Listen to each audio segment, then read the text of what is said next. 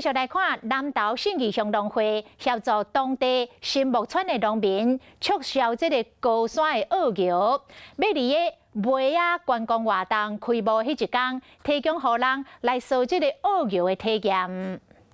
将拍带澳桥纸用汤匙给刮落来，放去布条内底，再搁掺矿物质风化水，开始来给暖。因为来自信义乡新木村的高山澳桥有真风化过高，所以水真紧的开始变色跟冻。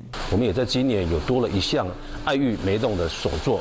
让我们的消费者，让我们的游客来到这边呢，他可以看到哦，原来爱玉是长这个样子。真侪民众拢有照过澳桥，不过澳桥到底选择啥款？啊，澳桥变怎做，都真侪民众拢扫不中。梅子爱玉戳戳乐，就推荐给各位观众们，有机会到我们信义乡农会梅子梦工厂来参与这样子的一个手作活动。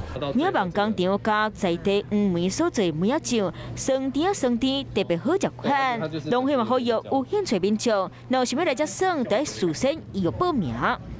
Hello， 大家好，我是乃瑜，要教给大家2个任务。第一个，华视新闻的脸书专页，你按赞了吗？